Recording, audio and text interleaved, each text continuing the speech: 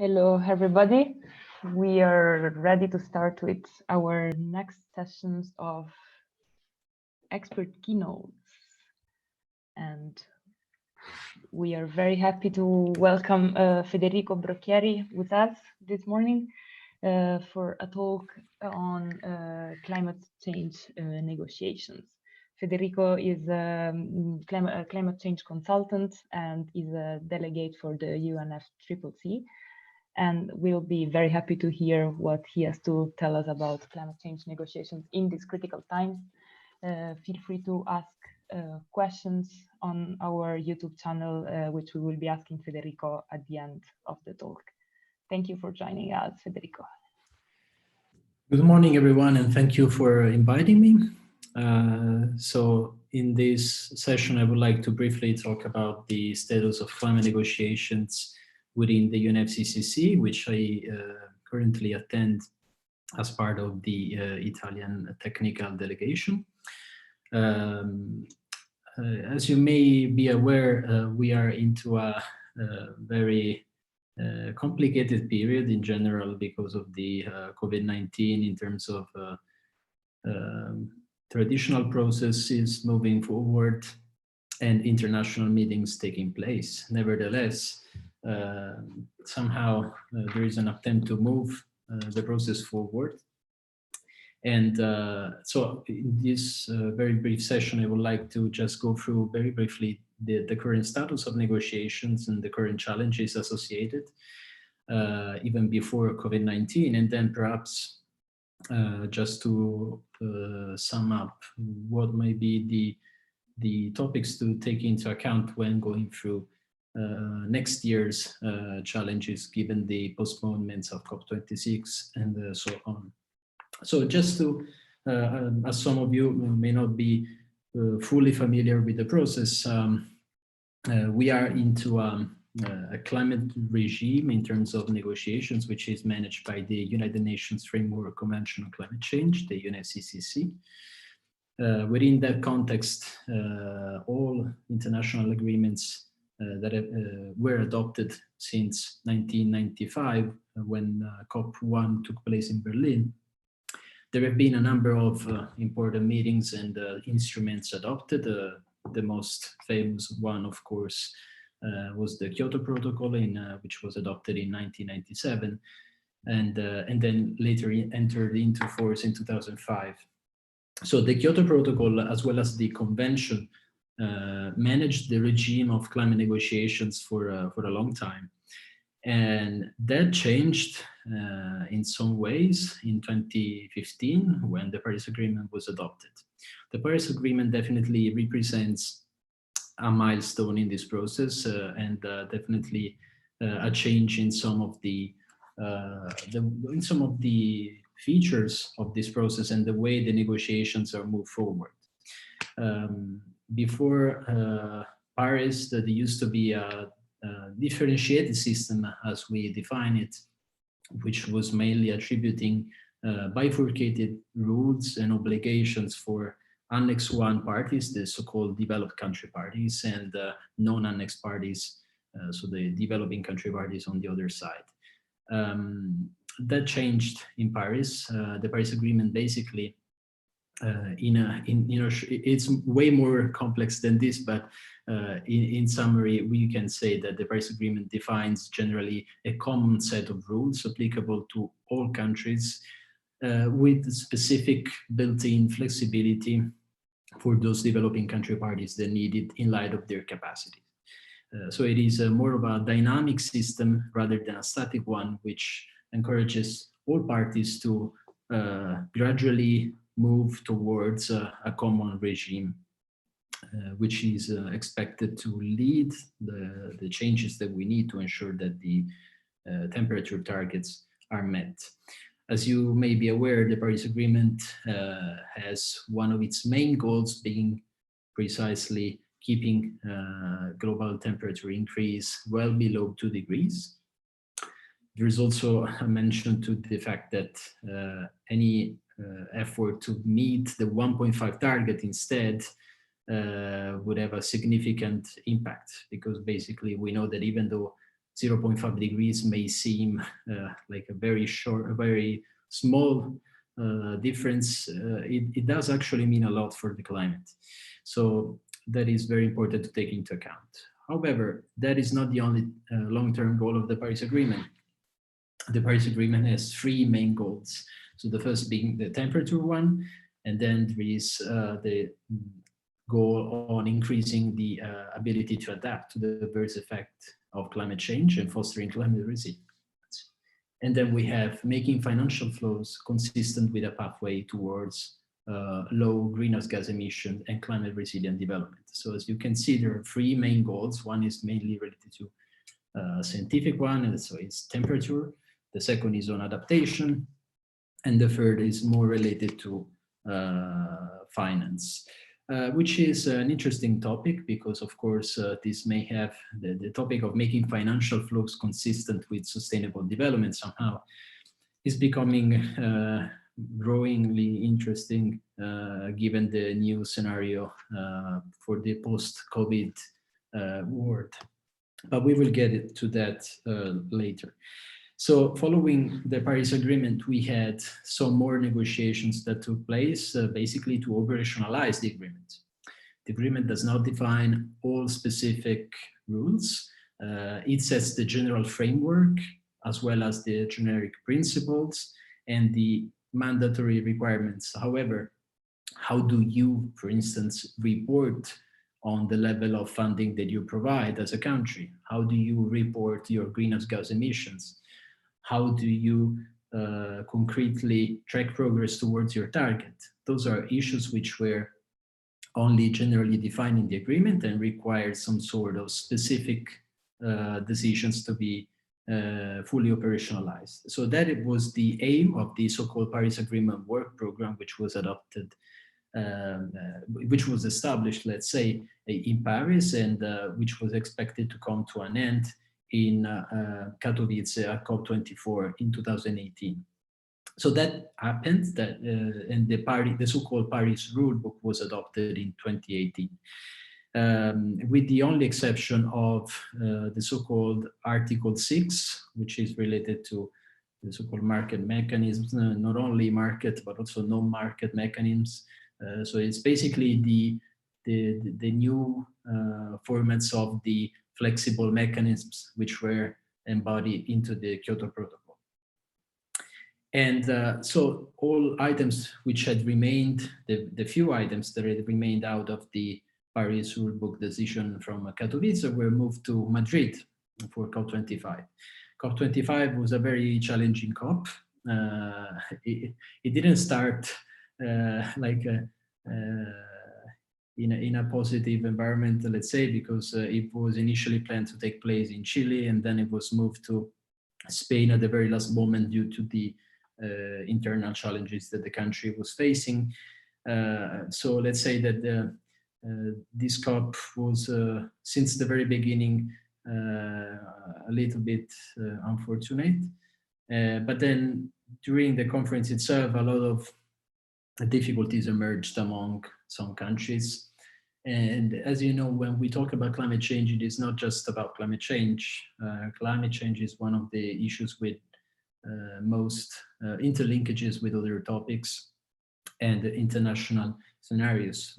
Sometimes I've heard people saying, how comes we were not yet able to fully solve climate change, while instead we were able to solve other issues, such as that of the ozone hole and the Montreal Protocol and so on. There is a huge difference, I think.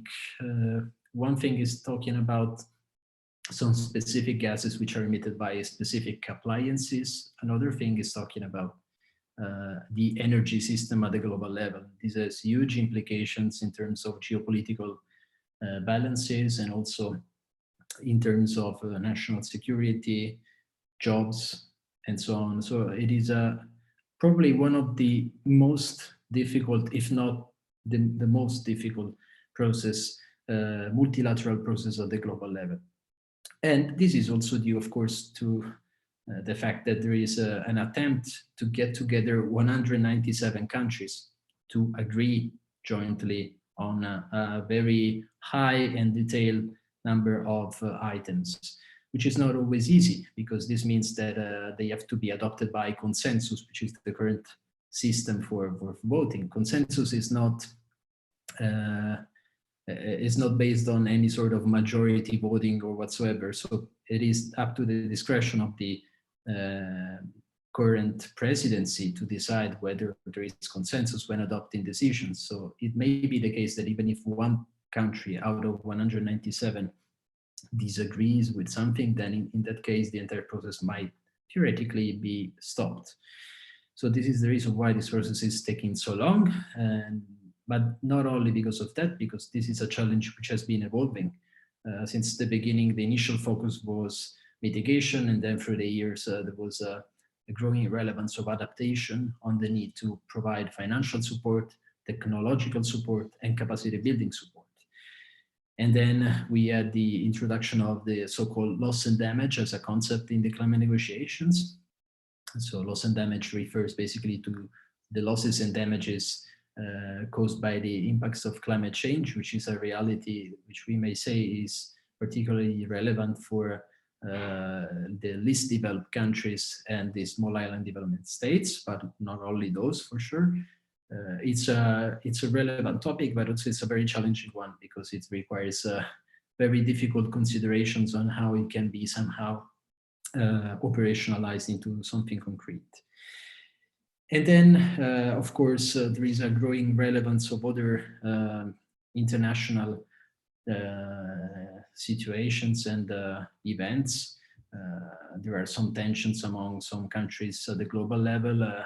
There's no need for me to mention them. I think that we have all been reading the newspapers in the past months.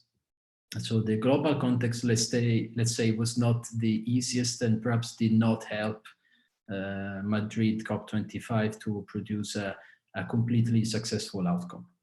Nevertheless, the process goes forward, because that's the only opportunity we have at the moment.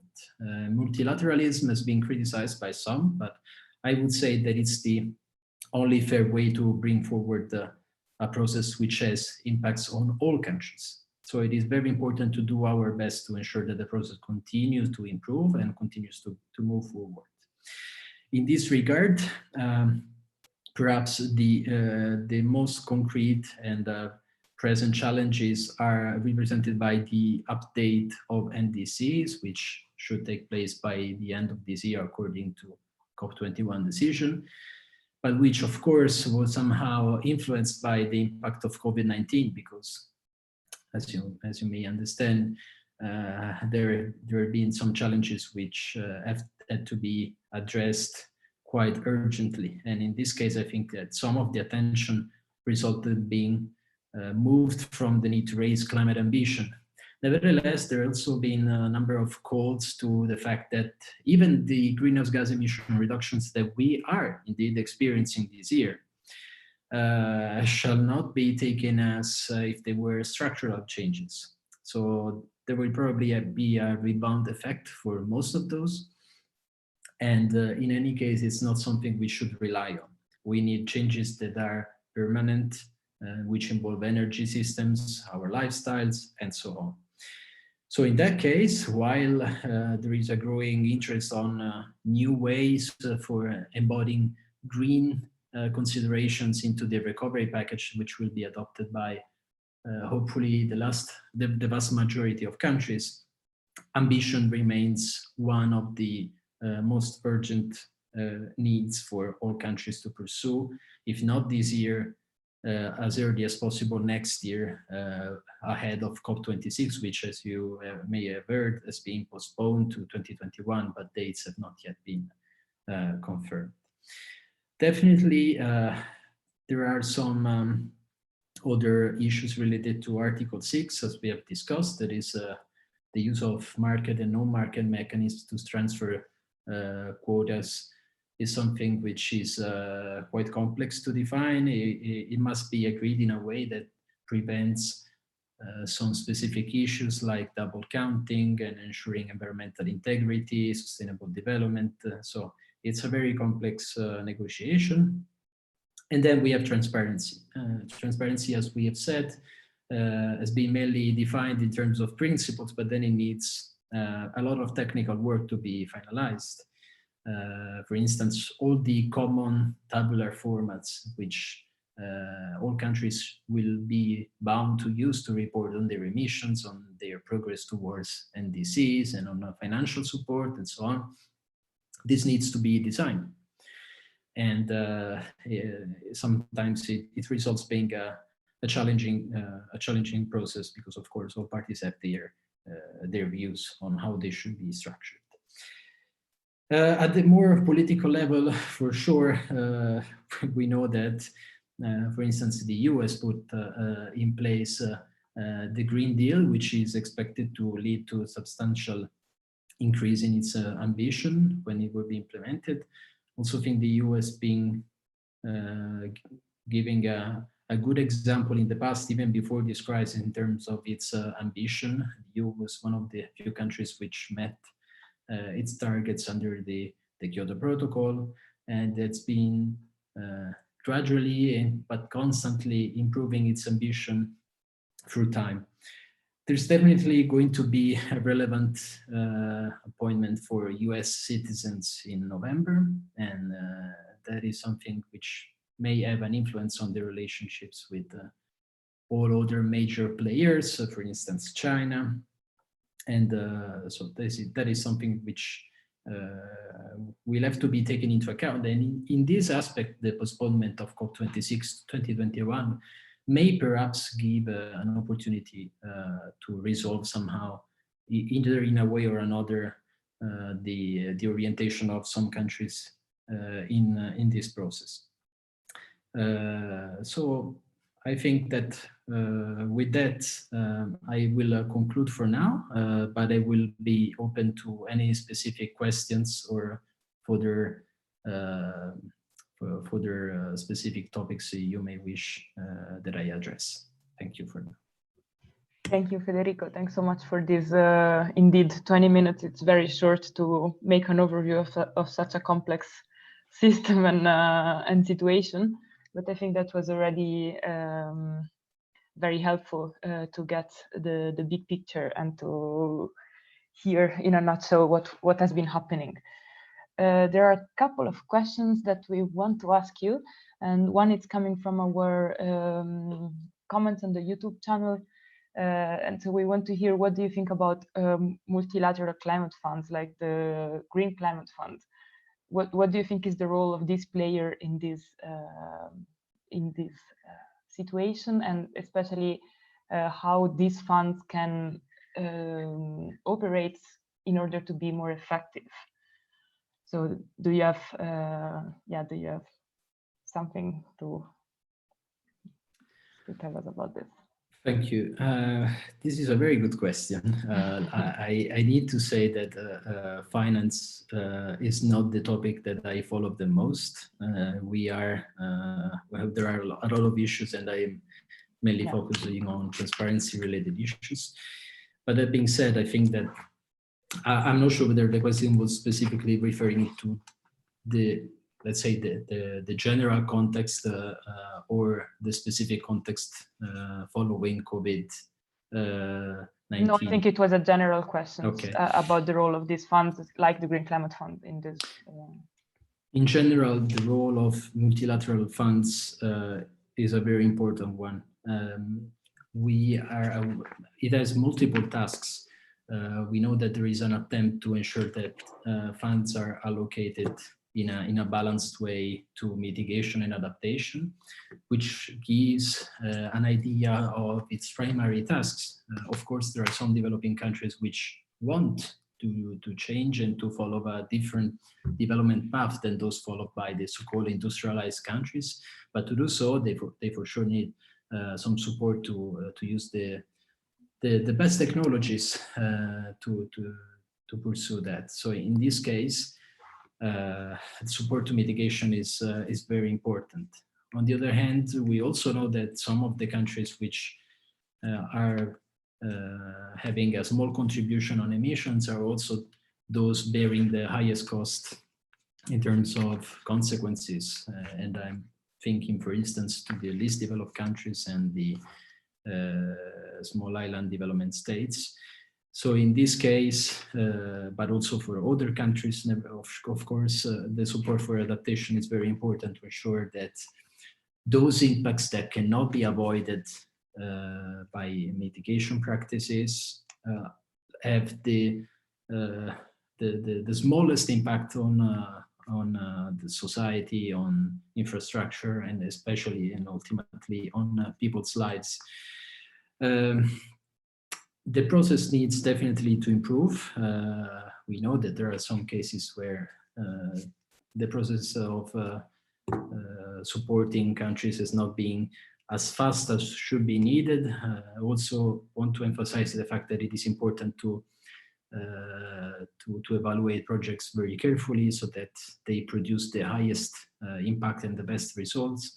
There is definitely room to improve. Again, as I'm not an expert in finance topics, I wouldn't be able to get into the details on how these improvements could be implemented, but I think that it is one of the aims of those currently working on these topics to make sure that processes become always more and more efficient and built in a way to provide the best support to countries who need it. Yeah, thanks. No, indeed, it's a complex questions, and even for the expert of finance, I think, to be able to say what exactly needs to change with this fund in order to become more effective. Maybe I wanted to ask you one question, maybe from my side, because you were speaking about this shift that has been observed. So at the beginning, everyone was very focused on mitigation, and then suddenly this adaptation has been growing as well. And we realized that we cannot avoid talking about adaptation to climate change. Do you think that this is a trend that it's becoming even stronger due to the current crisis? So do you see any further change in that sense on what we will be focusing on, mitigation or adaptation? Or do you think that climate change is just on such a different scale that a crisis like the current one will not have that much impact on the current state? I'm not sure. I mean, it's probably too early to say that.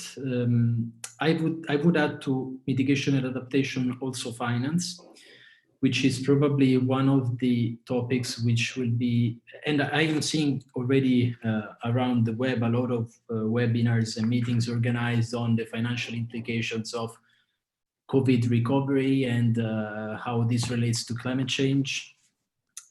So I see around some growing interest on seeing how financial aspects can inform somehow the negotiating process in that way. So how to make financial flows more consistent when adopting the package for recovery, for instance, if there should be any rules so that only that any activity or support provided needs to be linked to some sort of environmental or climate consideration. So I see that perhaps as a growing as a topic growing relevance, and we may see something more on that. On mitigation and adaptation, the focus, I mean, this year is a very particular one because of this crisis. This has been something completely overwhelming in most cases. But I think that as soon as we manage to go through this, the focus will remain on both, because we need both. Mitigation and adaptation measures are complementary in nature.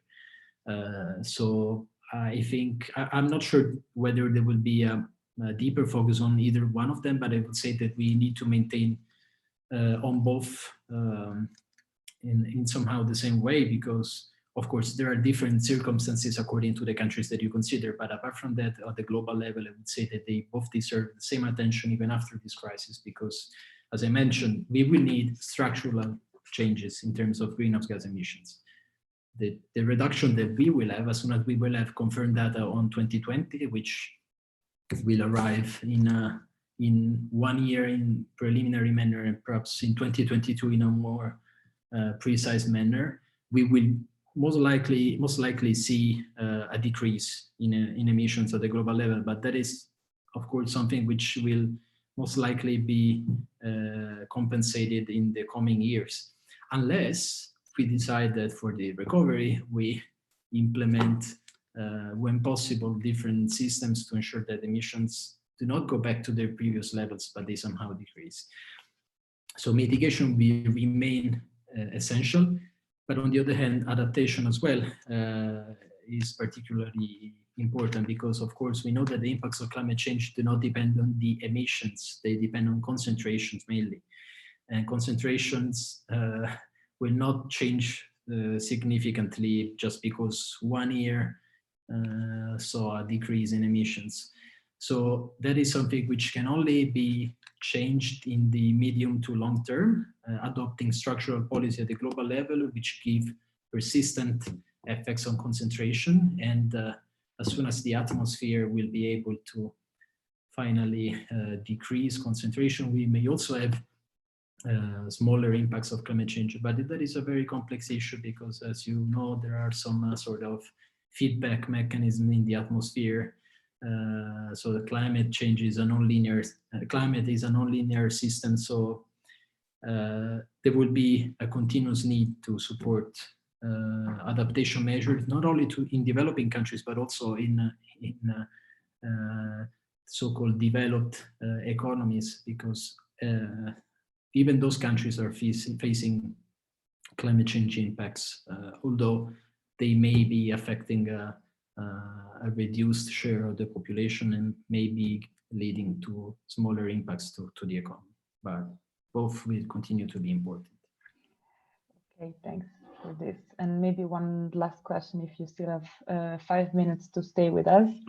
We are also receiving from someone on YouTube.